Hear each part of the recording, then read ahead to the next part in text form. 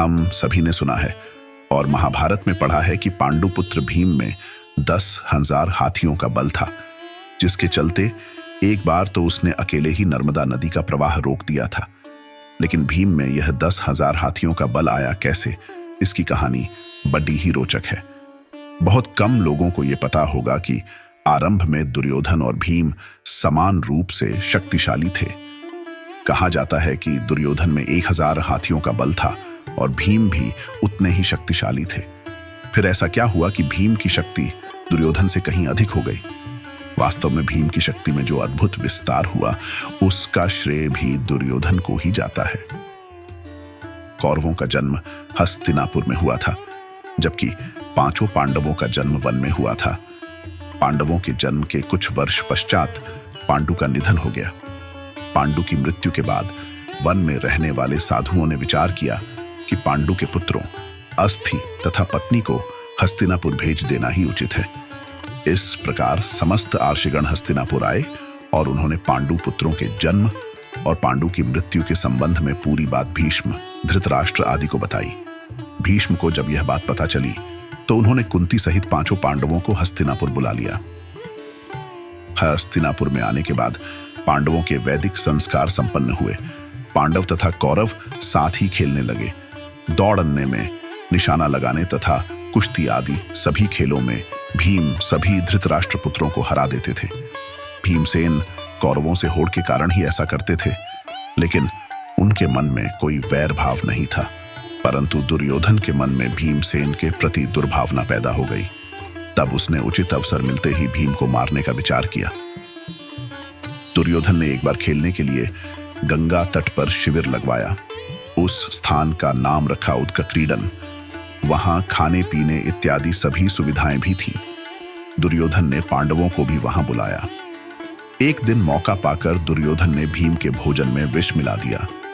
विष के असर से जब भीम अचेत हो गए तो दुर्योधन ने दूचा शासन के साथ मिलकर उसे गंगा में डाल दिया। भीम इसी अवस्था में नागलोक पहुंच गए। वहां सांपों ने भीम को खूब डंसा, जिसके प्रभाव से विष का असर कम हो गया। जब भीम को होश आया तो वे सर्पों को मारने लगे। सभी सर्प डरकर नागराज वासुकी के पास गए और पूरी बात बताई। तब वासुकी स्वयं भीमसेन के पास गए। उनके साथ आर्यक नाग ने भीम को पहचान लिया। आर्यक नाग भीम के नाना का नाना था। वह भीम से बड़े प्रेम से मिले। तब आर्यक ने वासुकी से कहा कि भीम को उन कुंडों का रस पीने की आज्ञा दी जाए जिनमें हजारों हाथियों का बल है। वासुकी ने इसकी स्वीकृति दे दी। तब भीम 8 कुंड पीकर एक दिव्य शैया पर सो गए।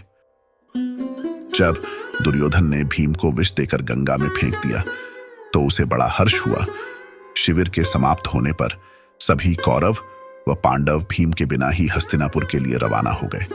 पांडवों ने सोचा कि भीम आगे चले गए होंगे। जब सभी हस्तिनापुर पहुंचे तो युधिष्ठिर ने माता कुंती से भीम के बारे में पूछा। तब कुंती ने भीम के न लौटने की बात कही। सारी बात जानकर कुंती व्याकुल हो गई। तब उन्होंने विदुर को बुलाया और भीम को ढूंढने के लिए कहा। तब विदुर ने उन्हें सांत्वना दी और सैनिकों को भीम को ढूंढने के लिए भेजा।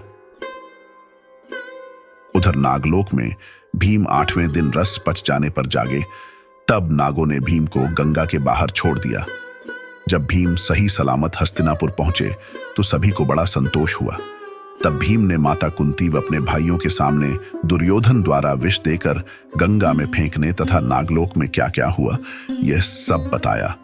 युधिष्ठिर ने भीम से यह बात किसी और को नहीं बताने के लिए कहा।